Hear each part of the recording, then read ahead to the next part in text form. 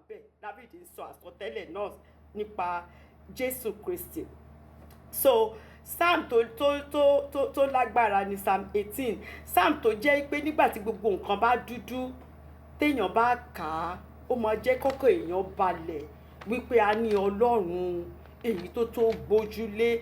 Nígbà tó bá jẹ́ pé gbogbo nǹkan kò tiẹ̀ wá kò sọ́nà, gbogbo nǹkan ti dàrú, tí ọ̀tá ti surround èèyàn káàkiri bí ìkìnnìún tí kò sọ́nà àbáyọ, téèyàn bá ka psalm 18 ó máa fi èèyàn lọ́kàn balẹ̀. Tá bá kà á pẹ̀lú meditation tá ronú ń pa ẹ̀, ó máa jẹ́ ká mọ̀ pé a ní Ọlọ́run tó gbójúlé. Ó máa jẹ́ ká mọ̀ pé a ní Ọlọ́run tó jẹ́ aláfẹ̀yìntì, Ọlọ́run tí kò kì í dójú ti àwọn tó bá gbẹ́kẹ̀lé.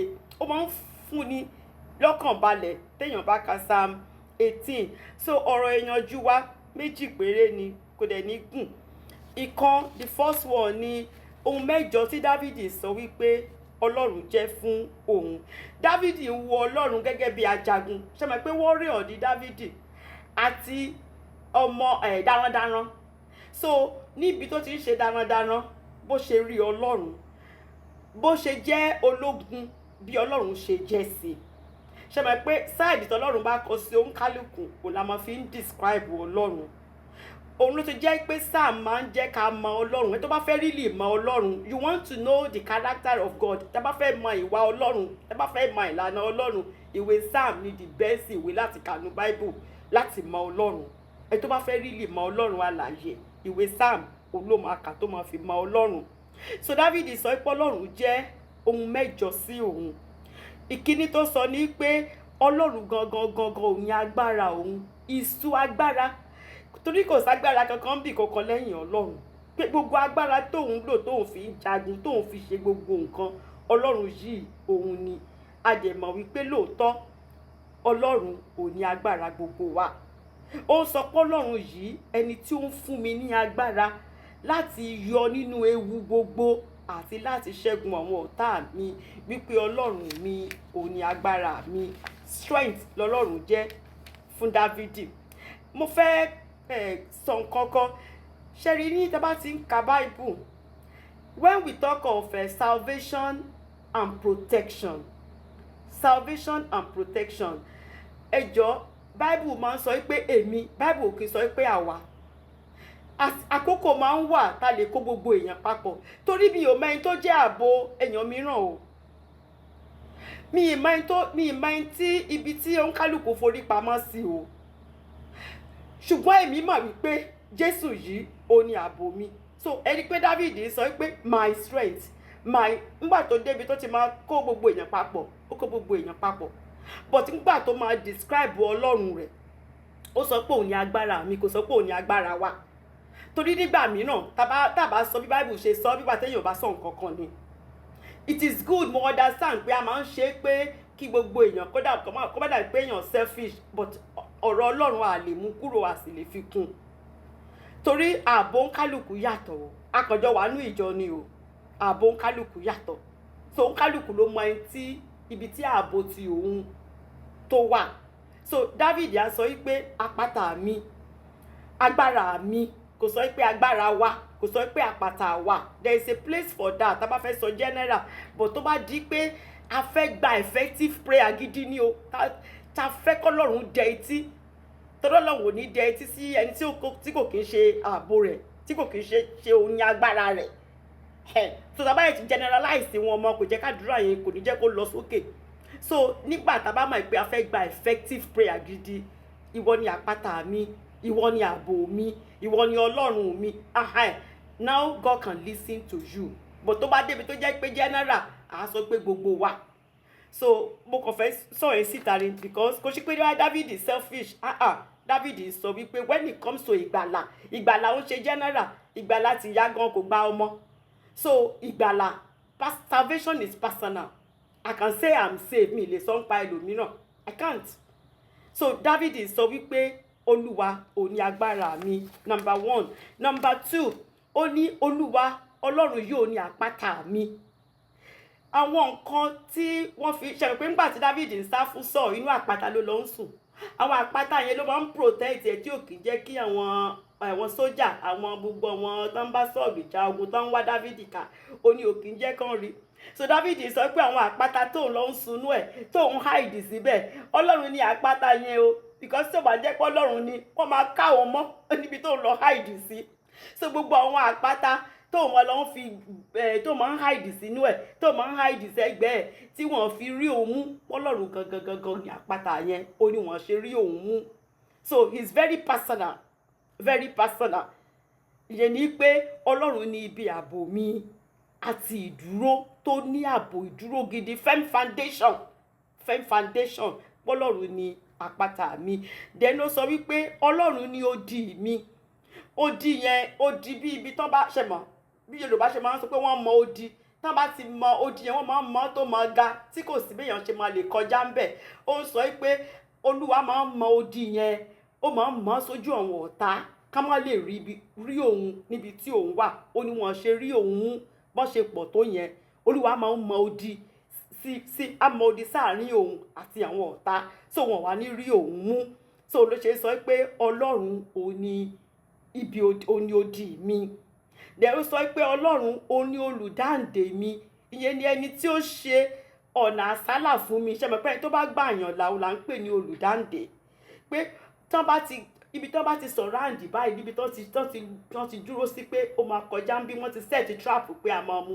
Olúwa wá la ọ̀nà tó jẹ́ pé a wá escape kúrò ní trap yẹn Dáfídì ò ní ṣubú sí so ó ń sọ pé Olúwa ni olùdáǹdè mi òun ló máa ń ṣe ọ̀nà àsálà fún mi ẹ̀bẹ̀ tó sì béèrè fún nìyẹn wípé Olúwa mo fẹ́ kẹ́ ṣe ìdáǹdè fún mi mo fẹ́ kẹ́ gbà mí lọ́wọ́ wọn ọ̀tá yìí Olúwa sì gbà lóòótọ́ òun ló ṣe ń sọ pé Olúwa olùdáǹdè mi ni then ó sọ pé Ọlọ́run mi ni is my God ìyẹn ni pé Ọlọ́run tí mo fẹ́ràn tí ó fi agbára sínú ọkàn mi Ọlọ́run tí mò ń sìn yìí Ọlọ́run gidi ni kò ń ṣe Ọlọ́run mìíràn kò kì í ṣe àwọn Ọlọ́run tó máa ń dojú ti àwọn tó ń sìn Ọlọ́run tó fẹ́ràn mi tèmi gan sì fẹ́ràn personal èmi yìí Ọlọ́run mi ni Dáfídì sọ then ó sọ pé he's my shield asà mi ni asà ikọ̀ tán fi ń bo àyà tán bá lọ ja ogun so that ìbọn ò ní lè ba ẹni tó bá lọ ja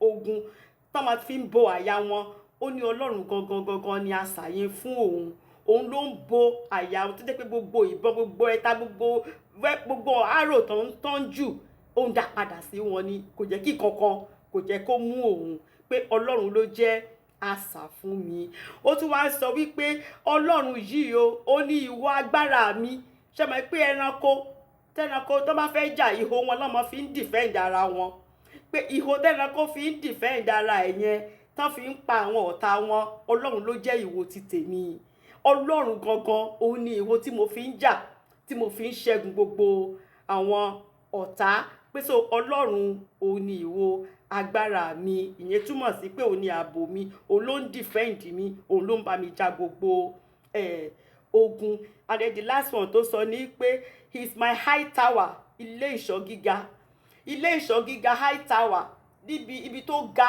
tó jẹ́ pé téèyàn bá wà kò sí bọ́ọ̀ṣà ṣe lè débẹ̀ ọ̀tá kan máa wòyàn lókè ni èèyàn wá di àgbàdo inú ìgò fàdìyẹ ṣe mọ̀ fàdìyẹ kan máa wo àgbàdo yẹn ni kò sí kan tó lè gbé ṣe wípé so Olúwa gbé òun ó fi òun sí high tower níbi tó jẹ́ pé ó kàn ń wò òun lókè ni kò sì sí nǹkan tí ọ̀tá tó lè gbé òun ṣe àwọn nǹkan mẹ́jọ tí Dáfídì sọ wípé Olúwa Ọlọ́run Ísírẹ́lì ó jẹ́ sí òun nìyẹn mélòó lọ́lọ́run jẹ́ sí àwa nínú rẹ̀ so kó ń kálukú rò tólúwa bá jẹ́ gbogbo eléyìí fún wa kí la fẹ́ bẹ̀rù fún kí la fẹ́ ronú fún ká mọ àwọn nǹkan tọ́lọ́run jẹ́ fún wa nǹkan tọ́lọ́run tí Dáfídì sọ wípé Ọlọ́run jẹ́ sí òun ni àwọn mẹ́jọ yẹn so ọ̀rọ̀ ìyànjú kejì Sábọ́lá ti bá mi ṣe láàárọ̀ Sábọ́lá dẹ̀pẹ́ ń jí nóòtì mi wò wọ́n ti bá mi ṣe ní àárọ̀ favourite orin tá a máa ń kọ mi ìbọn bóyá Minister Lọ́mọ mọ̀ ń Yorùbá verse 3 Psalm 18 àti verse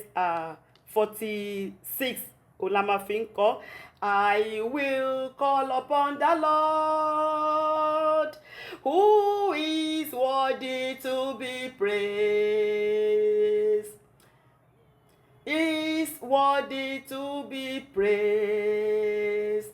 So shall I be saved from my enemies. The Lord reigneth. Blessed be the Lord. Let the rock of my salvation be exalted. The Lord reigneth. Blessed be the Lord. Let the God of my salvation be exalted. So verse 3 àti verse 46 lórí yẹn ti wá, very powerful song. Message tí David preach ń bẹ̀, òní Sábọ́lá ti preach láàárọ̀ wípé à ń láti ké pe Olúwa. Olúwa ta fẹ́ ké pe yìí, ó yẹ láti máa yìn ní o. Ọba tó yẹ láti máa yìn ní, nítorí nínú ìyìn ló máa ti ń fún wa ní ìṣẹ́gun. Nínú ìyìn ló máa ti ń gbẹ̀san wa lára àwọn ọ̀tá wa. Nínú ìyìn ló máa ti ń dìde. Torí nígbà tá bá gbàdúrà, àwọn áńgẹ́lì ló mú àdúrà lọ sókè tán mésì padà wá. A rí ńgbà tí Daniel gbàdúrà àti Prince of Persia tó di ẹ tó mú èsì àdúrà padà. Ṣùgbọ́n nígbà tá bá yin Ọlọ́run, áńgẹ́lì ò tó láti gba ìyìn. Ọlọ́run fúnra rẹ̀ gangan òun ló máa ń gba ìyìn. Báwọn ìyá wa ṣe sọ láàárọ̀, Ọlọ́run fún rẹ̀ gangan òun ló máa ń gba ìyìn. So when we worship God, Olúwa dìde, Olúwa dìde. Ìṣẹ́gun máa ń wà nígbà tá bá ń worship Ọlọ́run. Iṣẹ́ tí Sátánì ń ṣe lọ́run tẹ́lẹ̀ kó tó di pé ìgbéraga kó ba leléyìí. So ibi tá bá ti ń worship Ọlọ́run, Sátánì ò kí ń lè dúró torí a ti gbaṣẹ́ rẹ̀, a ti gbà lọ́wọ́ rẹ̀ ni. Ó sì máa agbára tó wà nínú worship. Ó ló máa ṣe ń fi ìrònú sí ọkàn àwọn ènìyàn so that wọn àti ẹni ronú pé wọ́n fẹ́ worship Ọlọ́run. Because the moment you begin to worship and praise God, ó ti mọ̀ pé ọ̀nà àbáyọ ti wà. Sábọ́lá dẹ̀ ti fún wa ní example Paul and Silas láàárọ̀. Paul and Silas wọ́n dè wọ́n mọ́lẹ̀ sínú túbú ni o. Wọ́n dè gbogbo ara wọn ni o. Wọ́n fẹ́ pa wọ́n láàárọ̀ ọjọ́ kejì ni o. Ṣùgbọ́n gbà tán gbàdúrà títí dòru tí nǹkan kan ò ṣẹlẹ̀. Wọ́n wojú ara wọn pé kí ló tún kàn? Ìyìn ni. Jẹ́ ká yin Ọlọ́run. K'Olúwa fún rẹ̀ kó sọ̀kalẹ̀. Torí tá bá ti yin Ọlọ́run, Olúwa máa ń sọ̀kalẹ̀ ni. Wọ́n bẹ̀rẹ̀ sí ní yin Ọlọ́run. Lóòótọ́ Olúwa sọ̀kalẹ̀. Olúwa sì tú gbogbo ilé ibẹ̀ yẹn, gbogbo ẹ̀ ló mì tí wọ́n sì tú wọn sílẹ̀ nínú túbú kúrò nínú gbogbo ìdè tí wọ́n fi dè wọ́n. So praise is very, very powerful. So David sọ pé I will call upon the Lord. Máa pe Ọlọ́run yìí o, ọba tí ó yẹ láti máa yìn ní o. A ní láti yin ọba yìí ni o. Tá bá ti wá yin ọba yìí, á wá gbà wá lọ́wọ́ gbogbo àwọn ọ̀tá wa. David sọ pé èmi ti ṣe, I'm a testimony, ẹ̀rí mo ń fún yín lẹ́rìí ni wípé mo ṣe, mo sì rí bí Olúwa sì ṣe dìde. Bàtà bá ń ka Psalm 18, àrí bí Olúwa ṣe dìde lóòótọ́ fún David nígbà tí David tó praise Ọlọ́run. Ẹ jẹ́ ká wá ka Psalm 18. Mo ti sọ fún wa pé Psalm 18, Psalm ìyìn ni, Psalm Thanksgiving, Psalm Thanksgiving. Èmi ni mo pè é ní love letter. Tí bá ti ń kà máa ń rò pé irú ìfẹ́ wo ni David ní sí Ọlọ́run tó báyìí Ọlọ́run.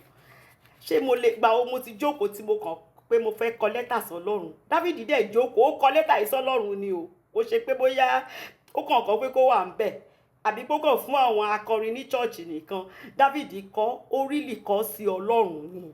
Pé Olúwa, mo fẹ́ kọ lẹ́tà ìfẹ́ sí ẹ. Ó kọ, ó wá fún àwọn akọrin kan náà máa fi kọ orin. So orin ìṣẹ́gun, in fact ó ní title pàápàá, Bible ó ní title láti inú Bible. Ó sọ pé orin ìṣẹ́gun, orin Dáfídì, ìránṣẹ́ Olúwa. Ikọ̀ tí mo fẹ́ ka nóòtì nìyẹn. Torí ọ̀pọ̀lọpọ̀ Kìrìsìtẹ́nì a máa ń ka Psalm 18, I love ẹ̀.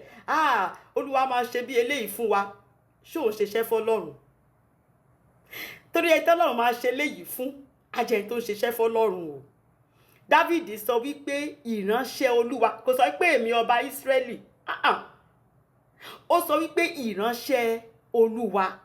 Nítorí pé mo jẹ́ ìránṣẹ́ Olúwa, mò ń ṣiṣẹ́ fún Ọlọ́run. Nítorí náà Olúwa fún mi ní ìṣẹ́gun lórí gbogbo àwọn ọ̀tá mi. Nígbà tá a bá ṣiṣẹ́ fọ́lọ́run, kí l'Ọlọ́run fẹ́ dáyàn sílẹ̀? Kí Ọlọ́run fẹ́? Ọlọ́run máa ń dáyàn sí o, but ṣówó tí k'Ọlọ́run dìde látọ̀run. Kó dẹ̀ dìde látọ̀run, kó tẹ ọ̀run ba láti wá jà fún yàn kan. Nítorí pé David ń ṣe iṣẹ́ fọ́lọ́run. Iṣẹ́ tí David ṣe fọ́lọ́run la ṣe ń kà lẹ́ni.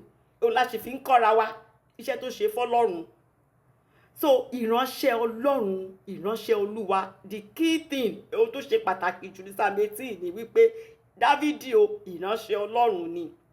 So orin ìṣẹ́gun, orin Dáfídì ìránṣẹ́ Olúwa, ẹni tí ó sọ ọ̀rọ̀ orin yìí ó sọ fún Olúwa, ó sọ pé love letter ẹ̀sọ́ Ọlọ́run ni, ó sọ̀rọ̀ orin yìí sí Olúwa ni, ó kọ sọ́lọ́run directly ni, ní ọjọ́ tí Olúwa gbà á lọ́wọ́ gbogbo àwọn ọ̀tá rẹ̀, nígbà tó Ọlọ́run fún ní ìṣẹ́gun pátápátá tó gbà á lọ́wọ́ Sọ́ọ̀lù. So àmọ́ time tó kọ pé lẹ́yìn tọ́lọ́run ti mú Sọ́ọ̀lù lọ, tọ́lọ́run mú Sọ́ọ̀lù àti gbogbo àwọn ọ̀tá Dáfídì tó mú wọn kúrò lọ́nà, tí Dáfídì wá di ọba Ísírẹ́lì, òun ni Dáfídì jókòó tó ro àròjinlẹ̀ tó kọ Psalm 18 verse 1. Ó ní èmi ò fẹ́ ọ Olúwa agbára mi. Nígbà mélòó la máa ń sọ fún Ọlọ́run pé love you Lord? A máa ń sọ fún àwọn ọmọ wa, a máa ń sọ fún àwọn ọkọ ìyàwó, bọ̀ ká kàn jí láàárọ̀ ká sọ pé Olúwa mo fẹ́ràn rẹ púpọ̀, I just love you. Ìyá wa ní Olúwa máa ń sọ o, àwọn máa ń sọ, gbogbo wa ni mò ń sọ, tá máa sọ pé I just love the Lord, Olúwa mo fẹ́ràn rẹ púpọ̀. So Dáfídì nǹkan tó fi bẹ̀rẹ̀ ni wípé èmi ò fẹ́ ọ, máa fẹ́ ọ ní, kò ṣe pé mo kàn fẹ́ràn rẹ, mo máa fẹ́ ọ títí ayérayé ni. Èmi ò fẹ́ ọ Olúwa agbára mi. Ẹni tí Olúwa bá jẹ́ agbára rẹ̀, Philippians 4:13 sọ fún wa wípé Philippians 4:13 ẹni tó Olúwa bá jẹ́ agbára rẹ̀, ó jẹ́ pé ẹni tó lè ṣe ohun gbogbo. Ṣé mọ̀ pé Philippians 4:13 sọ wípé èmi lè ṣe ohun gbogbo nínú Kristi ẹni tí ń fún mi ní agbára. Ẹni tó Ọlọ́run bá ń fún ní agbára, kò sí nǹkan tí kò lè ṣe. So a máa rí àwọn nǹkan tí Dáfídì ṣe, àti ká gbogbo ẹ̀ ní 1 Samuel and 2 Samuel, but Dáfídì tún rán wa létí gbogbo nǹkan tọ́lọ́run ṣe fún òun, nítorí pé Ọlọ́run ò ní agbára Dáfídì. So verse 2, ó ní Olúwa ni àpáta mi, mo ti ṣàlàyé fún wa, àti ìlú odi mi, àti olùgbàlà mi, Ọlọ́run mi, agbára mi, èmi ò gbẹ́kẹ̀lé, I will just trust this God, mo máa gbẹ́kẹ̀lé Ọlọ́run yìí, nítorí òun ni asà mi, àti ìwo ìgbàlà mi, àti ilé ìṣọ́ gíga mi. Mo ti ṣàlàyé gbogbo eléyìí ní ọ̀rọ̀ ìyànjú wa, gbogbo ohun tó ń jẹ́ tó dáàbò bo Dáfídì, òun ló fi ṣe àlàyé ẹni tí Ọlọ́run tó jẹ́ sí òun. Verse 3, ó ní èmi ò ké pe Olúwa tí ó yẹ láti máa yìn, bẹ́ẹ̀ ni a ó sì gbà mí lọ́wọ́ ọ̀tá mi. A ti fi ṣe ọ̀rọ̀ ìyànjú, mo dẹ̀ ti fún wa ní example Acts of the Apostles chapter 16 verse 25 to 26 nípa agbára ìyìn, Paul and Silas, àwọn gbàdúrà, nǹkan kan ò ṣẹlẹ̀, wọ́n yí sí ìyìn, nígbà kan sì bẹ̀rẹ̀ sí ní yin Ọlọ́run, ilé túbú ó dàrú, Olúwa fún rẹ̀ sọ̀kalẹ̀, ó tú wọn sílẹ̀. Ó ní agbára láti máa yin Ọlọ́run, tá bá ti yin Ọlọ́run, Olúwa gbà wá lọ́wọ́ gbogbo ọ̀tá. Verse 4, ó ní ìrora ikú yí mi ká, àti ìṣàn omi àwọn ènìyàn búburú dẹ́rù bà mí. Ogun yẹn pọ̀ fún Dáfídì tó jẹ́ pé ẹni tó bá wò ó á sọ pé kò sọ́nà tẹ́ni yìí máa fi escape, nítorí Sọ́ọ̀lù fún rẹ̀ gan kò ń ṣẹran rírọ̀. Ó make sure wọ́n set trap lójú oorun nígbà tó bá ń sùn. Mo rántí ìgbà kan tó jẹ́ pé ìyàwó ọmọ Sọ́ọ̀lù ní láti jẹ́ kí Dáfídì jáde lóru, tó fi pílò àtàṣọ tó fi ṣe èèyàn láti represent Dáfídì nígbà tí Sọ́ọ̀lù fẹ́ lọ pa even lóru. So nígbà tó ń play javelin fún Sọ́ọ̀lù, ẹ mọ̀ pé tó ń play piano tó ń kọrin fún Sọ́ọ̀lù fi javelin spear nígbà méjì ló fi èèmù Dáfídì, tọ́lọ́run sì yọ Dáfídì. So ní gbogbo ọ̀nà ni Sọ́ọ̀lù fi àwọn ọ̀tá ló fi yí Dáfídì ká, tó jẹ́ pé ní ìṣẹ́jú kan ikú lè pa Dáfídì ni, ṣùgbọ́n nítorí pé Dáfídì ní Ọlọ́run nìkan ni Dáfídì ló fi escape gbogbo yẹn. So ó ń sọ wípé ogun yìí sóò lè débi tó yẹ pé ńṣe ni ikú yí òun ká, ìrora ikú yí òun ká ni o, pé ìṣàn omi àwọn èèyàn búburú ìṣẹ́ lọ́ fi surround òun, àwọn kìnìún wá yí òun ká tí kò fi sí ọ̀nà àbáyọ.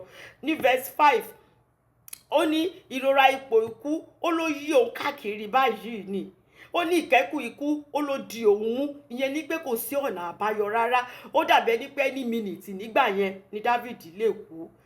ó wá sọ pé ní verse 6 ó ní nínú iṣẹ́ mi, ìyẹn ni pé ní àsìkò ìrora yìí, lásìkò tí wọ́n dẹ gbogbo okùn yìí, lásìkò táwọn èèyàn yìí ń ṣe iṣẹ́ ibi yìí, ó ní mo ké pe Olúwa. The only thing tí mo lè ṣe nìyẹn, mo ké pe Olúwa.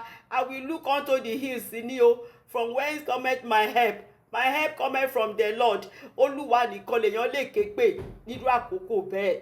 Ó ní mo ké pe Olúwa, èmi sì sọkún, a sì rí ẹkún tó sun ní Psalm 17. Ìkọta kan Psalm 17 nìyẹn.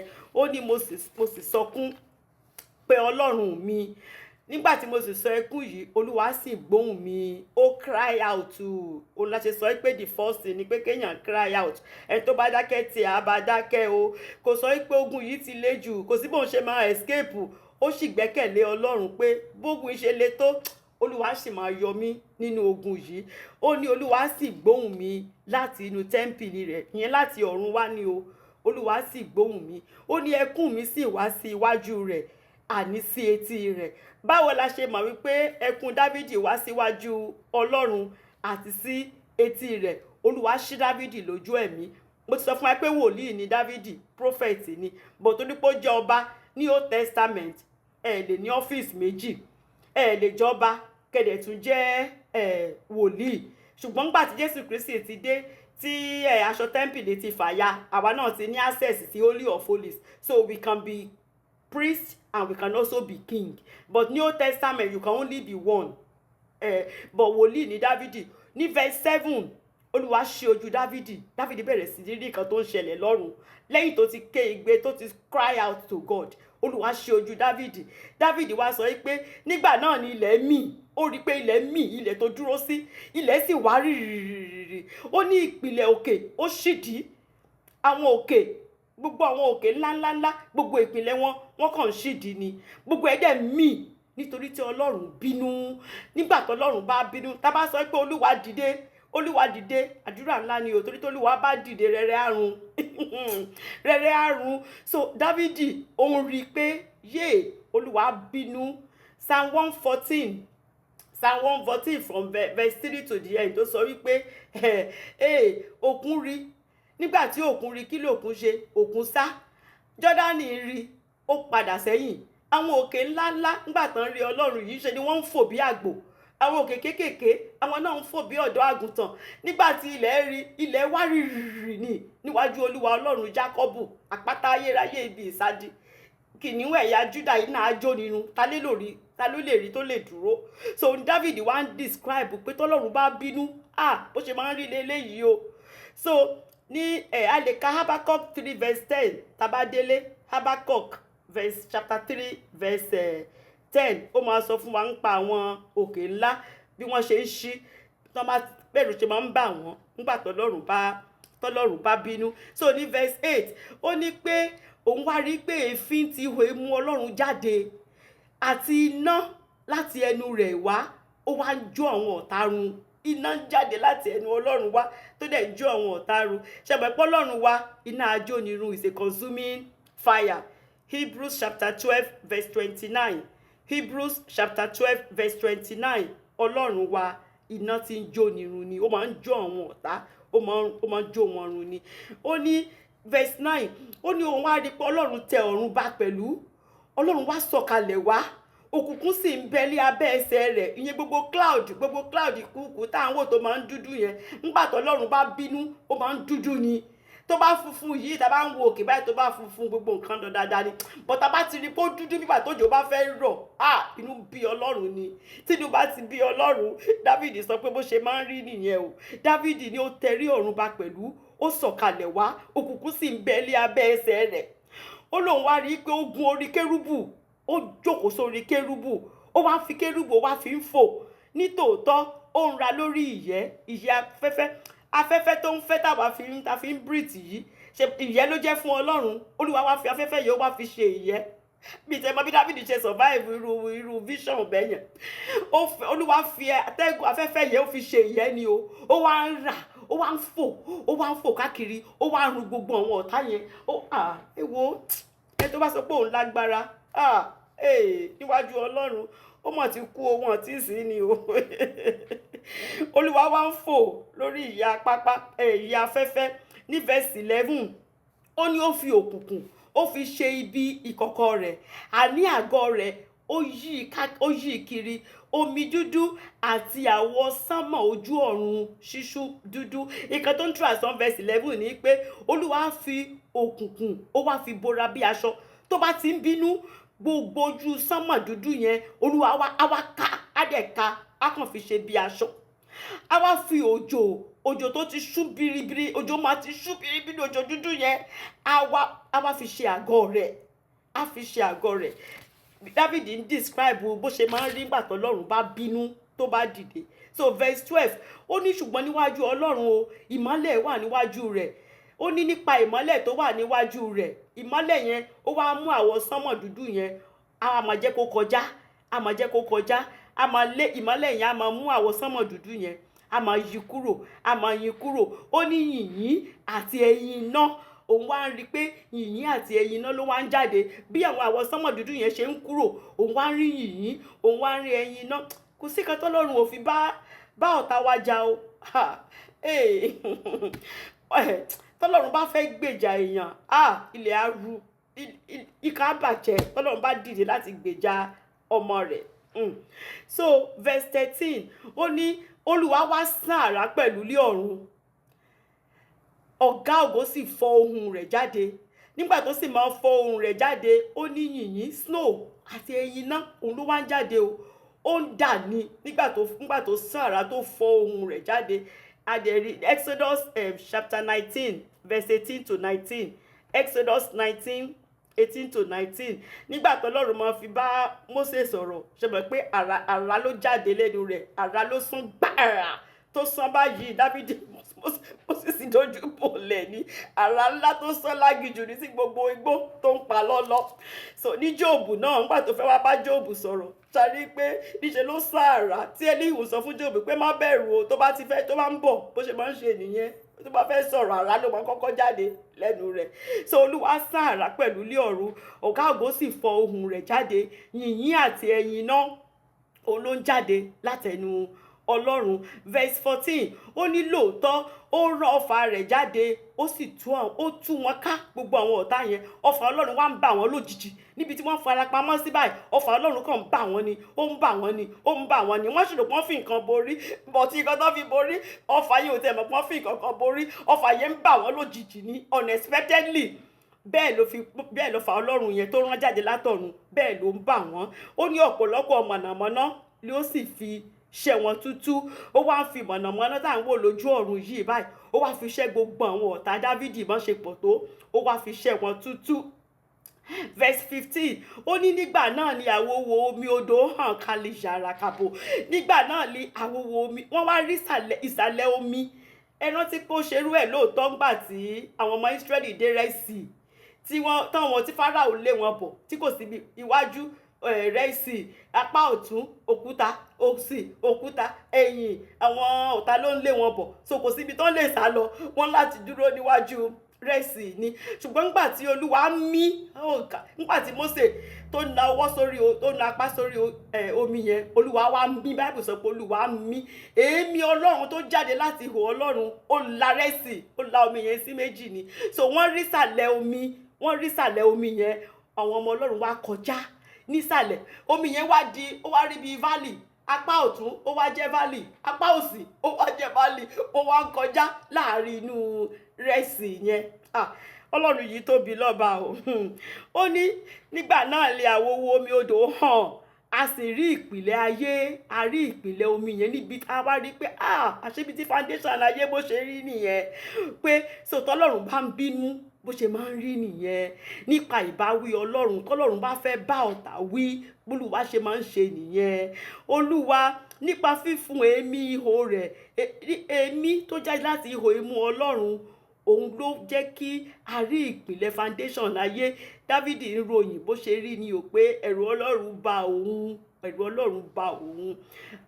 Exodus 14:21 to 29 a lè kà á ńgbà tó fi afẹ́fẹ́ tó fi mú omi òkun tó jẹ́ kó bì sẹ́yìn kí àwọn èèyàn rẹ̀ kí wọ́n lè kọjá nínú omi. Bómi yẹn ṣe pínyà àmọ́ story yẹn but a tún lè kà fún ẹ tí ò bá rántí Exodus 14:21-29 ní verse 16 ó ní ó wá ránṣẹ́ láti òkè wá ó mú mi ó fà mí jáde wá láti inú omi ńlá nítorí wọ́n ti fi Dávìdì sínú omi ńlá o tí kò sí bó ṣe lè wẹ̀ jáde nínú omi yẹn ṣùgbọ́n Ọlọ́run wa ọlọ́wọ́ gbọgbọrọ ni tó máa ń yọ ọmọ rẹ̀ ní inú ọ̀fìn ayé kò sí bọ́fù yẹn ṣe lè ga tó lè jìn tó tán lè fi ọmọ Ọlọ́run sí ọwọ́ Ọlọ́run yìí ọwọ́ everlasting arm ní Bible pé o ó gùn kò ṣe é describe kò sẹ́ni tó lè describe ẹ̀ everlasting tó kàn gùn lọ ní títí ayérayé so irú ọwọ́ yẹn òun ló nà tó fi mú Dávìdì kúrò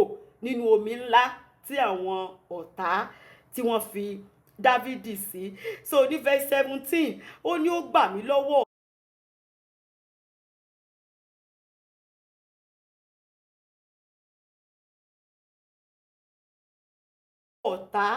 ọ̀tá mi alágbára àti lọ́wọ́ àwọn tí ó kórìíra mi nítorí wọ́n lé agbára jù mí lọ torí Dávìdì ti wá sọ̀rọ̀ ẹ̀ dá o pé gbogbo bí mo ṣe lágbára tó yìí níbi tó dé yìí àfi Ọlọ́run nìkan ló lè gbà mí là o Olúwa sì gbà á là lóòótọ́ agbẹ́kẹ̀lé Jehovah kò mà kì í jogún òfo kò kì í jogún òfo a lè ka bọ́lọ́run ṣe gbà á lọ́wọ́ kìnìún kò kì í ṣe nínú omi ńlá yìí nìkan ni Ọlọ́run ti ń gba Dávìdì látìgbà tó ti ń ṣọ́ ẹran bàbá ẹ̀ láti inú oko kìnìún lọ àtáàkì Dávìdì ńbẹ̀ Ọlọ́run gbà Ọlọ́run jẹ́ kó pa kìnìún àmọ̀tẹ́kùn náà lọ àtáàkì ẹ̀ ńbẹ̀ bíà Ọlọ́run gbà lọ́wọ́ bíà Dávìdì pa bíà ìyẹn tún kúrò Gòláyàtì tún dé Ọlọ́run tún gbà lọ́wọ́ Gòláyàtì lẹ́yìn tí Gòláyàtì Sọ́ọ̀lù tún dé tí Sọ́ọ̀lù gan ló wá le jù ó ní ìṣẹ́jú ni Sọ́ọ̀lù fẹ́ pa Olúwa sì tún gbà á Sọ́ọ̀lù gangan ni ọ̀tá rẹ̀ tó le Sọ́ọ̀lù gangan ló fẹ́ make sure pé prophesy pé ó máa di ọba yẹn pé kò ní ṣẹlẹ̀ ṣùgbọ́n lẹ́yìn ikú Sọ́ọ̀lù Dávìdì di ó kúkú fulfill destiny ó di ọba o gbogbo ọ̀tá alẹ́ ni má padà ọ̀tá tó lọ dúró síbi gíga tó sọ pé wọn ò ní jẹ́ ká dé ibi tọ́lọ́run fẹ́ ká dé tó sọ pé wọn ò ní jẹ́ káwọn ọmọ wa dé ibi tọ́lọ́run sọ pé wọ́n máa dé bólúwa ṣe fún Sọ́ọ̀lù bẹ́ẹ̀ ló máa ṣe fún gbogbo wọn lórúkọ Jésù. Verse 18 ní verse 18 ó ní wọ́n dojú kọ mí lí ọjọ́ ìpọ́njú mi ṣùgbọ́n Olúwa lé aláfẹ̀yìntì mi ẹni tó bá ti ní Jésù Kristi tó ní Ọlọ́run ní aláfẹ̀yìntì kí ló ń bẹ̀bẹ̀ kí ló ń wọ́rì fún Ọlọ́run ò sọ pé kò ní sí ìpọ́njú ọjọ́ ìpọ́njú máa wà ṣùgbọ́n ìgbẹ́kẹ̀lé ìgbàgbọ́ ta sì ní tó dá wa lójú ni wípé Olúwa ni aláfẹ̀yìntì wa kò sẹ́ni tó lè tọ́lọ́run lè jẹ́ aláfẹ̀yìntì fún tójú lè tì o kò sí nítorí atinilẹ́yìn má tì ní lójú ni Ọlọ́run òun ni Ọlọ́run wa tá à ń sìn verse 19 ó ní ó mú mi jáde pẹ̀lú sí ibi ńlá ó gbà mí nítorí inú rẹ̀ dùn sí mi ẹ máa gbọ́ Dávìdì tó ló ń sọ condition tọ́lọ́run fi gba òun o torí gbogbo wa la like àti máa ka Psalm 18 tàdé fẹ́ kọ́lọ́run ṣe fún wa bẹ́ẹ̀ so Dávìdì sọ fún wa pé ó ní condition o ó ti sọ fún wa chapter 15 tẹ́lẹ̀ but ó tún repeat ẹ̀ ó ní Olúwa mú mi jáde pẹ̀lú síbi ńlá mi ó mú mi kúrò láàrin àwọn ọ̀tá ó wá mú mi jọba ibi tó sọ pé tó ṣèlérí fún mi pé màá dé ó fi mí síbẹ̀ ó ní ó ṣe é fún mi nítorí inú rẹ̀ dùn sí mi ni o nítorí pé inú Ọlọ́run dùn sí mi ni o ẹni tí inú Ọlọ́run ò bá dùn sí ètò bá kàǹkà Psalm 18 àfikún lọ́mọ béèrè fún àánú ni o ẹ̀bẹ̀ nìkan ni Olúwa have mercy on me nìkan ni o kò sádùúrà tó jù yẹn lọ but Dávìdì sọ pé Olúwa ṣe gbogbo eléyìí fún mi nítorí pé inú Olúwa dùn sí mi ní verse 20 ó ní Olúwa san fún mi gẹ́gẹ́ bí òdodo mi Dávìdì sọ pé mi ò lẹ́ṣẹ̀ kankan but ó sọ pé lórí àwọn ọ̀tá yìí àwọn ọ̀tá tó ń dìde sí mi ẹ̀ṣẹ̀ wo ni Dávìdì ṣẹ̀ Sọ́ọ̀lù kò ṣẹ̀ Sọ́ọ̀lù ikọ̀ tó kàn bí Sọ́ọ̀lù nù ní pé wọ́n lọ jagun wọ́n dẹ̀ dé àwọn obìnrin dẹ̀ sọ pé Sọ́ọ̀lù pa 1000 Dávìdì pa 10,000 àwọn obìnrin wá ń praise Dávìdì ju Sọ́ọ̀lù lọ ibi tó ta ti bẹ̀rẹ̀ láàrin Sọ́ọ̀lù àti Dávìdì nìyẹn Sọ́ọ̀lù kò sí kankan tí Dávìdì ṣe fún Sọ́ọ̀lù ẹ̀ṣẹ̀ wo ló ṣẹ̀ Gòláyàtì kí ló fẹ́ kìnìún tó fẹ́ lọ pánu oko kí ló ṣe fún kìnìún kí ló ṣe fámọ̀tẹ́kùn àwọn ó kàn kórìíra Dávìdì náà ni wọ́n ṣe máa ń ṣe iṣẹ́ Ọlọ́run yìí náà ní orí problem wọn iṣẹ́ ọlọ́run yìí ni bí Sábọ́lá ṣe sọ láàárọ̀, iṣẹ́ ọlọ́run yìí náà ò ní wàhálà wọn. So Dáfídì sọ wípé àwọn tó ń ṣeṣẹ́ ibi gbogbo yìí, Olúwa orí ọkàn mi pé mi ò ever robi sí wọn, mi ò ṣe ibi sí wọn, mo jàre wọn. Tá bá sọ̀rọ̀ nípa àwọn ọ̀tá yìí, Olúwa, mo jẹ́ olódodo nítorí gbogbo ẹ̀ṣẹ̀ àmọ̀ọ́mọ̀dá mo máa ń sá fún ni. Tá bá ti mọ̀ pé léyìí Ọlọ́run sọ pé kí n má ṣe, I run away from it, I don't do it. I don't transgress with my mouth. Ó sọ fún wa Psalm 17 pé òun transgress pẹ̀lú ẹnu òun. So ó ń sọ wípé Olúwa san fún mi gẹ́gẹ́ bí òdodo mi. O ò lè so ọmọ ọlọ́mọ mọ́lẹ̀ kó sọ pé Olúwa wá dá mi láre, wá fún mi ní ààbò. Kò possible, kò possible, kò possible. So ó ní gẹ́gẹ́ bí mímọ́ ọwọ́ mi ni ó san fún mi o. Ọwọ́ mi mímọ́ ni.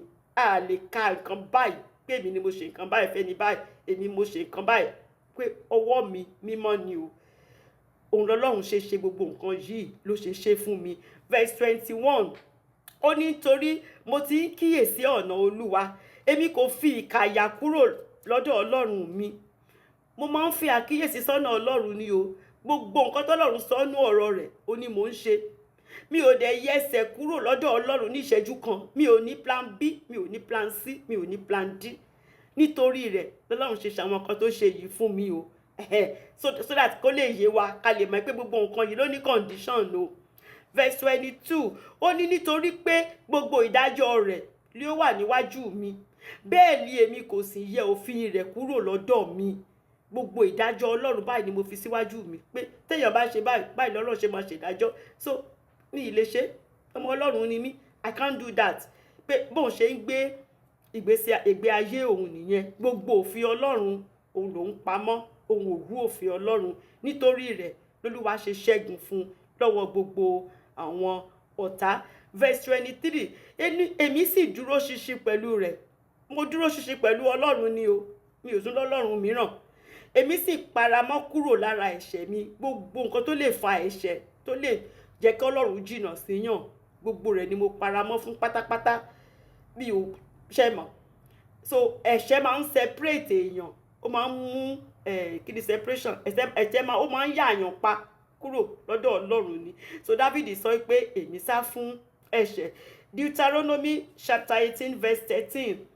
Deuteronomy chapter 18 verse 13. Ó ní kí ìwọ kí ó pé lọ́dọ̀ Olúwa Ọlọ́run rẹ. Èèyàn láti pé o. Tá bá fẹ́ kọ́ Ọlọ́run dìde bó ṣe dìde fún Dáfídì yìí. Èèyàn láti jẹ́ ẹni tó jẹ́ wípé kò fi ẹ̀ṣẹ̀ ṣeré rárá. Verse 24, ó wá sọ wípé nítorí náà ni Olúwa ṣe san fún mi gẹ́gẹ́ bí òdodo mi. Nítorí gbogbo àwọn nǹkan wọ̀nyí Olúwa ṣe san fún mi o gẹ́gẹ́ bí òdodo mi, gẹ́gẹ́ bí mímọ́ ọwọ́ mi lé ojú rẹ̀. Ọwọ́ mi mà ré o funfun nẹ́nẹ́. Can you say that? Pọ́wọ́ rẹ̀ mọ́. So ọwọ́ mi ré funfun nẹ́nẹ́ ni Dáfídì ń sọ. So verse 25, ó ní fún aláàánú, Ọlọ́run máa fi ara rẹ̀ hàn fún abí aláàánú o. Fún ẹni tó dúró ṣinṣin, Ọlọ́run á fi ara rẹ̀ hàn ní dúró ṣinṣin. Tó bá ń ṣe àánú fúnyàn, tó ò dẹ̀ fi ẹ̀ṣẹ̀, tó ò bà tèèyàn jẹ́, Olúwa wá láàánú gbà náà. Blessed are the merciful ni, for they shall obtain mercy. Ọ̀rọ̀ Ọlọ́run ni. Ṣùgbọ́n tó bá dẹ̀ sọ wípé ikọ̀ mìíràn ló fẹ́ máa ṣe, ikọ̀ tó fẹ́ ṣe yẹn Olúwa náà á dẹ̀ jẹ́rú ẹ̀, àjẹsúrú èèyàn bẹ́ẹ̀. So David sọ verse 25 pé fún aláàánú ni wọ́n yóò fi ara rẹ̀ hàn lé aláàánú. Fún ẹni tó dúró ṣinṣin, ẹni tí kò ní plan B plan C, tó yẹ pé òpó Ọlọ́run yìí nìkan ló dì mú, Olúwa á sì dúró ṣinṣin pẹ̀lú rẹ̀. Olúwa ò ní jẹ́ kójú tì í, Olúwa ò ní jẹ́ kójú tì í. So verse 26, ó ní fún ọlọ́kàn mímọ́ ni ìwọ ó fi ara rẹ̀ hàn ní ọlọ́kàn mímọ́. Ẹni tọ́kàn rẹ̀ bá mọ́ sí Ọlọ́run, torí arínúròde olùmọ̀ràn ọkàn lọ́lọ́run. Ọkàn ló ń wò, kò kì í wò kan tá à ń sọ lẹ́nu, kò kì í wò kan tá à ń ṣe nú ìjọ. Ọkàn wa, kí ló wà nú ọkàn wa, òun ló ń wò. So David sọ wípé fún ẹni tí ọkàn rẹ̀ bá mọ́, Olúwa á fi ara rẹ̀ hàn ní ọlọ́kàn mímọ́. Àti fún ọlọ́kàn wíwọ́, ẹni tó bá jẹ́ pé ọkàn rẹ̀ sì wọ́, tó jẹ́ pé another person ní lọ́jọ́ Sunday, tó bá di Monday èèyàn mìíràn ní lọ́jọ́ Monday. èèyàn mìíràn ni ó tún bá tún di Sunday a tún wá as holy àtẹ̀tù ajọ́ scarf mojú kò ní wọ earrings pàpà kò ní kun powder ṣùgbọ́n ìyẹn jẹ́ kó di àárọ̀ Monday àbí kó tiẹ̀ dòru Sunday yẹn ẹ mọ̀ pé ó jìnnà sí èèyàn mímọ́ àwọn là ń sọ pé ọmọ ọlọ́kàn wíwọ́ so ẹni tó bá jẹ́ pé irú ọkàn wíwọ́ bẹ́ẹ̀ ló ní Olúwa á fira rẹ̀ hàn ní òróǹro pé I can deal with you bí mo ṣe jẹ́ sheep I'm also a lamb I'm also a consuming fire o rò pé o gbọ́n o fẹ́ máa ṣe ọ̀nà wíwọ́ fake light wà original light dẹ̀ wà nígbà tí the real light bá dé fake light á disappear so that is the God that we serve. Verse 27 ó ní nítorí ìwọ ó gba àwọn olùpọ́njú ṣùgbọ́n ìwọ ó sọ ojú ìgbéraga kalẹ̀ olùpọ́njú ni ẹni tó bá rẹra rẹ̀ sílẹ̀ ẹni tó rẹra rẹ̀ sílẹ̀ wípé kò síbi tí mò ń lọ lẹ́yìn Ọlọ́run yìí even though àwọn ọ̀tá ń pọ́n mi lójú ṣùgbọ́n mo di òpó Ọlọ́run yìí mú kò síbi tí mò ń lọ Olúwa máa ń gba onírẹ̀lẹ̀ là àṣírí Job chapter 22 verse 29 Job 22:29 Olúwa ó máa ń gbé onírẹ̀lẹ̀ ó máa ń gbéga ni ó máa ń gbólùpọ́njú ó máa ń gbà lọ́wọ́ àwọn ọ̀tá ó sì máa ń gbéga ṣùgbọ́n ìwọ ó sọ ojú ìgbéraga kalẹ̀ ṣùgbọ́n àwọn tó jẹ́ pé ìgbéraga ni kò sí kankan tán lè gbé mi ṣe màá ṣe kò sí kankan tó máa ṣẹlẹ̀ Olúwa máa ń dì pẹ̀lú irú àwọn èèyàn bẹ́ẹ̀ ni Olúwa sọ wọn kalẹ̀ Olúwa rẹ́ndà àwọn useless bólúwa ṣe máa ń ṣe nìyẹn fún àwọn tó jẹ́ pé wọ́n ní ojú àti ọkàn ìgbéraga tí wọ́n humble ara wọn before the Almighty God. Verse 28 ó ní nítorí ìwọ ni yóò tan fìtílà mi Olúwa Ọlọ́run mi yóò tan ìmọ́lẹ̀ sí òkùnkùn mi. Wow. Dávídì sọ pé Olúwa ní ìlú mi a máa ń sọ pé àtùpà fìtílà lantern pé ìwọ Olúwa ìwọ gangan ló ń tan o ìwọ ló ń tan fún mi tólúwa bá sì ti tanná sínú ayé èèyàn kí ló tún kù pé ìwọ ni so tó bá sì ti tanná yẹn á wá mú gbogbo òkùnkùn á mú kúrò kò sí bókùnkùn ṣe lè le tó tá bá ṣáná sí báyìí tá bá tanná bá òkùnkùn máa ń pòórá ni Dávídì sọ pé ìwọ Olúwa ìwọ ló ń tan fìtílà mi ó jẹ́ kí fìtílà mi ò jẹ́ kó kú ó máa ń tan fìtílà mi ní gbogbo ìgbà ni ó jẹ́ kí òkùnkùn ó jẹ́ kó dúró nínú ayé mi ìmọ́lẹ̀ rẹ ó máa ń lé òkùnkùn kúrò nínú ayé mi ni. Job 29 verse 3 àkà ní Job 29 verse 3 ó ní nígbà tí fìtílà rẹ tó tàn sí mi lí orí àti nípa ìmọ́lẹ̀ rẹ èmi rìn nínú òkùnkùn já tólúwa tó bá ti tan fìtílà rẹ̀ èèyàn á lè ríran nínú òkùnkùn á lè mọ̀ wípé bó ṣe yẹ kí n ṣe rìn léléyìí nígbà tó kó àwọn ọmọ Ísírẹ́lì kúrò ní Egypt ẹni pé pílà iná yẹn ló máa tàn láti fún wọn lóru láti fi rìn tí kò ní sí òkùnkùn kankan nígbà tí wọ́n bá ń rìn. 29 ó ní nítorí pé pẹ̀lú rẹ èmi súré la inú ogun lọ àti pẹ̀lú Ọlọ́run mi èmi fòdì kan ṣárántí story arántí ìlú kan tó ń pè ní Kélà 1 Samuel chapter 23 verse 7-12 ìlú kan wà tó ń jẹ́ Kélà ìlú yẹn ìlú olódi ni ó di ẹ̀ ga gan ó ga ìfà ìlú náà ní géètì ó máa ń tì í kọ́kọ́rọ́ ni àwọn Philistine ọmọ wa ń kó gbogbo nǹkan ìkórè wọn tó bá ti di time ìkórè báyìí tó bá ti lọ ká gbogbo nǹkan oko wọn tó ń sa síta pé kó má bàjẹ́ àwọn Philistine àwa wọn á kó gbogbo ẹ̀ lọ pátápátá so wọ́n wá bẹ Dávìdì pé kó wá bá wọn ṣẹ́gun àwọn Philistine Dávìdì sì bi Ọlọ́run Olúwa ṣé kí n lọ bá wọn jagun Ọlọ́run sọ pé máa lọ tí n bá lọ bá wọn jagun ṣé máa pa àwọn Fìlísítì Olúwa ní wàá pa wọn Dávìdì lọ pẹ̀lú àwọn ọkùnrin rẹ̀ nígbà tó sì débẹ̀ ó pa àwọn Fìlísítì nípakúpa lóòótọ́ torí bá ṣe débẹ̀ àwọn yẹn ṣẹ̀ṣẹ̀ ìkórè ni gbogbo nǹkan wà ń ta àwọn Fìlísítì dé lóòótọ́ wọ́n ti fọ́ géètì wọ́n wọlé bẹ́ẹ̀ ni Dávìdì pa wọ́n nípakúpa tó lé àwọn Fìlísítì yẹn nígbà tí Dávìdì wá bá wọn ṣẹ́gun tán wọ́n gbé géètì wọn so padà o nígbà tán wá so tán àwọn àgbààgbà ìlú yẹn gangan kẹ́ máa wáyé àwọn ènìyàn o àwọn tí Dávìdì wá gbà sílẹ̀ àwọn ló sọ fún Sọ́ọ̀lù pé tó bá wá ń sìn wá rọ́ta ẹ̀ pa torí a ti géètì ìlú olódi sì ni kò sẹ́ni tó lè fò so máa bọ̀ wá rí Dávìdì wá rí pa Dávìdì sì bi Ọlọ́run nígbà tó gbọ́ pé wọ́n sọ pé wọ́n ti lọ sọ fún Saul, Olúwa ṣé lóòótọ́ ni Saul ń bọ̀? Ọlọ́run sọ pé ó ń bọ̀. Tó bá bá mi ń bí Ọlọ́run ni ó kúkú mọ́ ó ń bọ̀, ó dẹ̀ máa bá ẹ.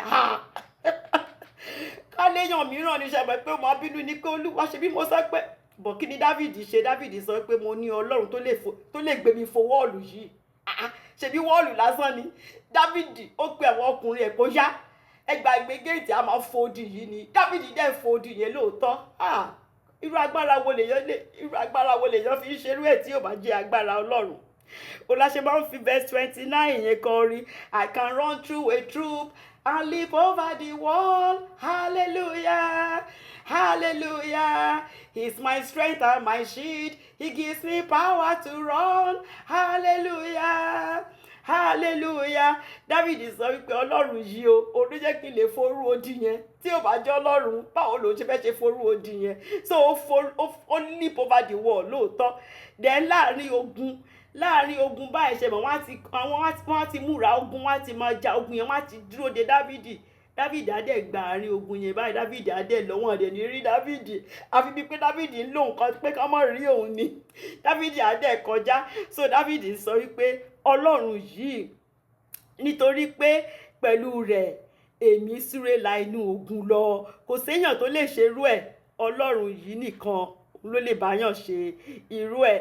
Àti pẹ̀lú Ọlọ́run mi èmi fo odi kan. A lè ka sórí yẹn ní 1 Samuel chapter 23 láti tún rán wa létí verse 7 to 12. A lè ka to the end pàápàá àmọ́ rí sórí ọ̀rọ̀ Kélà yẹn. Verse 3 ó ní bí ó ṣe ti Ọlọ́run ni ọ̀nà rẹ̀ pé a ti rídìí ọ̀rọ̀ Olúwa, òun lé àpáta fún gbogbo àwọn tí ó gbẹ́kẹ̀lé. Wow.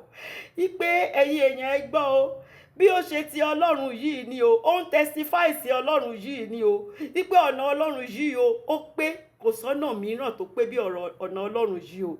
Ipe mo fẹ́ kẹ́ mọ̀ ẹ̀yin èèyàn Ọlọ́run pé ọ̀nà Ọlọ́run yìí o, ó pé ipe a sì ti ọ̀rọ̀ Ọlọ́run yìí a ti try ẹ̀ over 3,000 years. Ọ̀rọ̀ ẹ̀ yìí lóòótọ́ ni o, kò yí padà. Ọ̀rọ̀ Ọlọ́run yìí a ti try ẹ̀. So Ọlọ́run yìí gangan ó lé àpáta fún gbogbo àwọn tó bá gbẹ́kẹ̀lé o. Ẹni tó bá gbẹ́kẹ̀lé Ọlọ́run yìí bí àpáta ni o, ẹni tó kọ́lé rẹ̀ sórí àpáta ni. Tí afẹ́fẹ́ lè fẹ́ kó sí bó ṣe lè gbélé tó wà lórí àpáta bó ṣe lè gbé lọ. David sọ pé Ọlọ́run is our firm foundation. Pé firm foundation ìpìlẹ̀ tí kò lè yẹ̀ láyé òun ni Ọlọ́run. Ọlọ́run wa pé ọ̀rọ̀ Ọlọ́run yìí àmì ni is forever is amen. Amen and amen lọ̀rọ̀ Ọlọ́run. Verse 31 ó ní nítorí pé ta ní í ṣe Ọlọ́run bí kò ṣe Olúwa, tàbí ta ní í ṣe àpáta bí kò ṣe Ọlọ́run wa. Kò sí ìkan tó ń sọ ní pé kò sí Ọlọ́run kankan lẹ́yìn Ọlọ́run yìí o. Kò sí Ọlọ́run mìíràn lẹ́yìn Ọlọ́run yìí. This is the only true God. Òun yìí náà òun sì ni àpáta. Kò tún sí àpáta mìíràn lẹ́yìn Ọlọ́run yìí. Prophet Isaiah náà sọ ní Isaiah 44 verse 8b. Isaiah 44 verse 8b.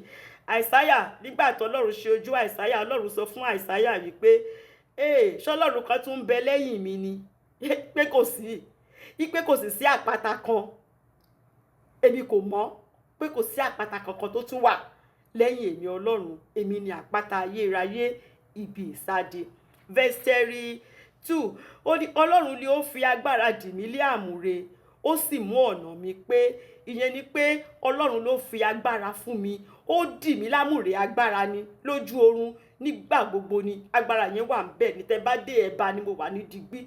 Ipe Olúwa ló dì mí ní àmùrè agbára. Ó sì mú ọ̀nà mi pé. Ìyẹn ni pé ó sọ ọ̀nà mi di aláìléwu, pé gbogbo ọ̀nà tí mò ń gbà kò jẹ́ kéwu wà ńbẹ̀ fún mi nítorí pé ó ti fún mi ní agbára. Kó tó ṣẹlẹ̀ ẹ bá ti pe fáyà clear àwọn màá dẹ̀ rọra lọ ní àìléwu. Verse 32. So verse 33 ó ní ó ṣe ẹsẹ̀ mi bí ẹsẹ̀ àgbọ̀nrín. Because tí mo like jù ní gbogbo Psalm 18 nìyẹn. Ó ní ó ṣe ẹsẹ̀ mi bí ẹsẹ̀ àgbọ̀nrín, ó sì gbé mi ka ibi gíga mi. Ó dẹ̀ pé verse 3 ẹ̀ la máa ṣe ti dúró lénìí, a continue pẹ̀lú ilé tó kù ní next week lágbára Ọlọ́run. Mo fẹ́ explain 33 yẹn díẹ̀. Ó ní ó ṣe ẹsẹ̀ mi bí ẹsẹ̀ àgbọ̀nrín. Ṣé ẹ mọ̀ bí àgbọ̀nrín bẹ́sẹ̀ wọn ṣe fast gan tẹ́ pé ó máa ń sáré ni. Ó ní ó sì gbé mi ká ibi gíga mi. Àlàyé tí mo fẹ́ ṣe ń bẹ̀ ni wípé ṣé rí tí àkókò bá ti lọ, tó bá ti di wípé nǹkan tó yẹ kí èèyàn ti achieve gbogbo àbí kéèyàn ti ṣe gbogbo tákòókò ti lọ, Olúwa ní ọ̀nà méjì tó máa fi ń restore time.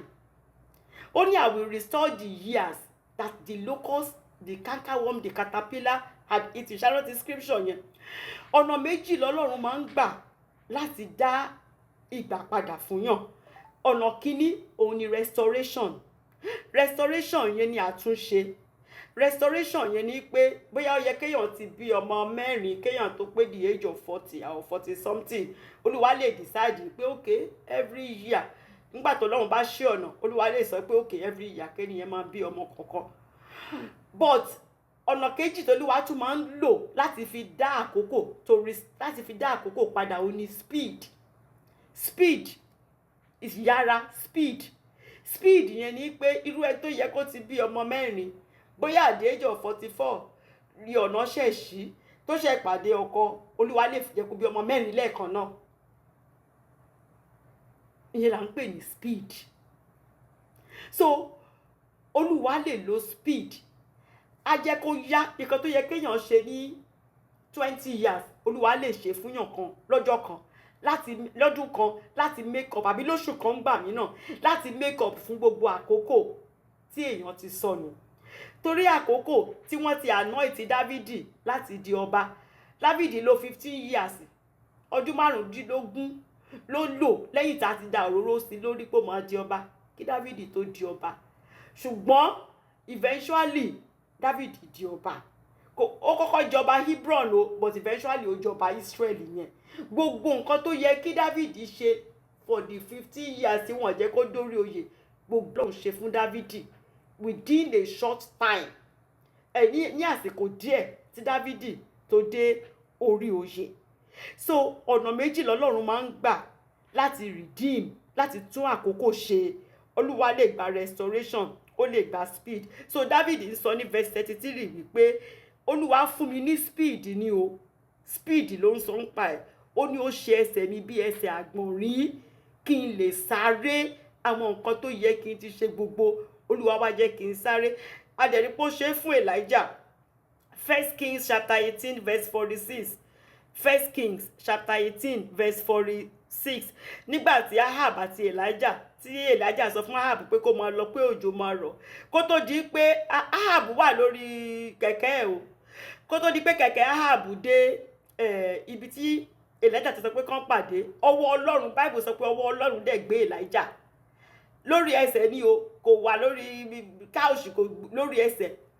Elijah ti ṣáájú Ahab láti dé ibi tí wọ́n sọ pé kán ti pàdé. So tí ọwọ́ Ọlọ́run bá wà lórí èèyàn, kò ní fi ṣe time téèyàn ti sọnù. Olúwa ní nǹkan tó máa ń lò, òun là ń pè ní speed, láti ṣe àwọn nǹkan tó jẹ́ pé àkókò ti lọ fún. Olúwa wá tún àkókò yẹn, Olúwa wá tún ṣe. Olúwa ṣe fún wa bẹ́ẹ̀ lórúkọ Jésù. Gbogbo nǹkan tó yẹ ká ti ní tákòókò ti gbà lọ lọ́wọ́ wa, lọ́wọ́ àwọn ọmọ, bóyá ẹ̀ṣẹ̀ ló gbà o, bóyá àwọn ọ̀tá ló jẹ́ ìdíwọ́ ìdènà o, nípasẹ̀ Bible study tá ṣe lé ní lórúkọ Jésù. Olúwa wá fún wa ní speed láti lè achieve gbogbo nǹkan yẹn láìpẹ́ ọjọ́. Gbogbo a máa tẹ̀ wá lọ́wọ́, tẹ̀ àwọn ọmọ wa lọ́wọ́ lórúkọ Jésù. Ẹ jẹ́ ká parí a continue ní next week lágbára Ọlọ́run. Ẹ jẹ́ kí n conclude pẹ̀lú níbo ló kọ́lé rẹ sí. Èèyàn mìíràn kọ́lé rẹ̀ sórí iyanrìn, èèyàn mìíràn dẹ̀ kọ́lé rẹ̀ sórí àpáta. Ṣùgbọ́n ẹni tó bá kọ́ tiẹ̀ sórí iyanrìn, nígbà tí ìjì bá dé, a mọ ẹni tó kọ́lé. Torí nígbà tí ìjì bá dé, ìjì àgbélé tán kó sórí iyanrìn, ìjì máa gbé lọ. Ṣùgbọ́n ẹni tó bá kọ́ tiẹ̀ sórí àpáta, ìjì á kàn wá threatening, ìjì á ṣe tiẹ̀, ìjì á tún lọ ní ilé àwà ń bẹ o. kò síbi tí ilé ń lọ o. Jésù Kristi ni àpáta náà. Ó ní àpáta tó jẹ́ pé a lè dúró lé tí kò kì í yẹ̀, kò sẹ́ni tó lè yẹ̀. Àpáta tó ṣe é dúró lé ni o, títí ayérayé ni o. Nígbà tá bá tún wá kúrò nínú ayé yìí tán, a tún wá bẹ̀rẹ̀ zoe life. Zoe life yẹn ni life Ọlọ́run, irú ayé tí irú Ọlọ́run ní. Ìyẹn tá máa lọ gbé ní nígbà tá bá bọ́ ara tó ń jẹrà sẹ́lẹ̀ tó jẹ́ pé ara a máa ríru ara tọlọ́run. Zoe life. Ẹni tó bá wà lórí àpáta yẹn nìkan òun ló lè gbé zoe life Ọlọ́run o. Òun ni. So ẹni tí kò bá ní Jésù Kristi sínú ayé rẹ̀, torí Jésù Kristi ni àpáta náà. David sọ fún wa ní Psalm 18 pé àpáta yìí o, kò sápáta mìíràn o lẹ́yìn Jésù Kristi. Ọlọ́run yìí nìkan òun ni àpáta tá lè dúró lé, tó dẹ̀ máa gbé wa dúró títí di ọjọ́ náà tá máa bá Jésù Kristi tá máa bá jọba. Ìwé Hébérù orí 9 ẹsẹ̀ 17. Hebrews chapter 9 verse 27. Ó ní níwọ̀n bí a sì ti fi lélẹ̀ fún gbogbo ènìyàn láti kú lẹ́ẹ̀kan ṣoṣo, ṣùgbọ́n lẹ́yìn èyí ìdájọ́ ni o. Kò sí ẹni tó máa mú tó lè stop ìdájọ́ Ọlọ́run o. David ti sọ fún wa Psalm 18, ó ní ọ̀rọ̀ Olúwa ó múlẹ̀, ó ní a ti try ẹ̀ ó dẹ̀ dúró. Gbogbo ọ̀rọ̀ t'Ọlọ́run sọ kò sí kankan tó máa tá máa mú kúrò ńbẹ̀ o. So ó dá wa lójú pé lóòótọ́ ni ìdájọ́ máa dé, ó di dandan. So lọ́jọ́ ìdájọ́ níbo ló kọ́lé rẹ̀ sí, sórí iyanrìn ni? Ṣé ilé rẹ̀ ṣì máa wà ńbẹ̀ lọ́jọ́ ìdájọ́? Àbò kọ sórí àpáta? Ṣé Jésù máa bá ọ lórí àpáta àbí lórí ilẹ̀ yanrìn tí jì máa dé tó máa gbé lọ ni? Ẹni tí ò bá ní Jésù Kristi tí kò sì máa rìn ní ọ̀nà Ọlọ́run bí Dáfídì ṣe sọ pé èmi ò fi ọ̀nà rẹ̀ sílẹ̀, mo dúró ṣinṣin ní lórí ọ̀nà yẹn. Ẹni tí ò bá dúró sórí ọ̀nà yẹn kò lè bá Jésù Kristi jọba o. Àfẹni tó bá dúró sórí àpáta yẹn tó sì ń pa ọ̀nà náà, tó ń tẹ̀lé ọ̀nà náà, tó paramọ́, tó sá fún ẹ̀ṣẹ̀, òun ló máa bá Jésù Kristi jọba. Tó bá wà lórí òkè Síónì, ó tí gba Jésù Kristi, à ń sọ all the time. Ó ń rò ní pé kíní David jẹ́ ká mọ̀ Psalm 18 lé ní pé ọ̀rọ̀ Ọlọ́run a ti try ẹ̀ o. Òótọ́ ni o, kò ṣeé yí padà. Ayé á kọjá lọ, gbogbo nǹkan á kọjá lọ, ṣùgbọ́n ọ̀rọ̀ Ọlọ́run ó dúró ni o, forever and ever ni o. So ọjọ́ ìdájọ́ ọjọ́ ẹ̀rù ni o. Ọjọ́ ìdájọ́ ọjọ́ ẹ̀rù. So gba Jésù Kristi ní Olúwa àti olùgbàlà rẹ. Bóyá o dẹ̀ ti gba Jésù Kristi tẹ́lẹ̀, ṣùgbọ́n ìwọ náà mọ̀ wípé of course o ti lọ́nà mìíràn, o ti ní ààbò mìíràn. Wọ́n ti mú ẹ lọ bí tán ti máa ràn ẹ́ lọ́wọ́, àwọn tán sọ pé àwọn náà ń ṣeṣẹ́ Ọlọ́run, ṣùgbọ́n ìgbàgbọ́ ò sọ pé ká má ṣòro àbí báwo ló ṣe máa ń sọ. Wọ́n tún máa ń dọ́gbọ́n sí iṣẹ́ Ọlọ́run. Ìwọ náà mọ̀ pé ò sí lọ́nà Ọlọ́run mọ́, pé tí rapture tí trumpet yẹn bá sound lẹ́ni, ó mọ̀ pé ò lè bá Ọlọ́run lọ. Jẹ́ ká jọ gba àdúrà wípé Olúwa, mo máa ra mi gẹ́gẹ́ bí ẹlẹ́ṣẹ̀, gẹ́gẹ́ bí nítorí tèmi ló ṣe kú ikú oró lórí igi àgbélébùú. Dárí gbogbo ẹ̀ṣẹ̀ mi jì mí. Fi ẹ̀jẹ̀ rẹ fi wẹ gbogbo ẹ̀ṣẹ̀ mi mọ́. Èmi náà fẹ́ bá ọ jọba lọ́jọ́ ìkẹyìn. Kọ orúkọ mi sínú ìwé ìyè. Mo gbà ọ́ ní Olúwa àti olùgbàlà mi. Tó bá sọ bẹ́ẹ̀ lóòótọ́, tó gbàgbọ́ pé lóòótọ́ ni Jésù Kristi kú, ó dẹ̀ jíǹde lọ́jọ́ kẹta, ìwọ náà ó mọ̀ pé tó bá kú, ìwọ náà máa jíǹde pẹ̀lú Jésù Kristi ni. Ìwọ náà máa gba ara tuntun, ó máa wá ní zoe life, irú life tọ́lọ́run ní, tọ́lọ́run ò lè kú, tí kò sí kankan tó lè ṣẹlẹ̀ sọ́lọ́run. Irú life tá máa ń ní nìyẹn nígbà tá bá ti di àtúnbí, àti ní zoe life. Tí ìwọ náà fẹ́ join, tí ìwọ náà fẹ́ ní zoe life, tí ìwọ náà tó máa ní ìdánilójú pé lọ́jọ́ náà lóòótọ́ orí àpáta báyìí ni Jésù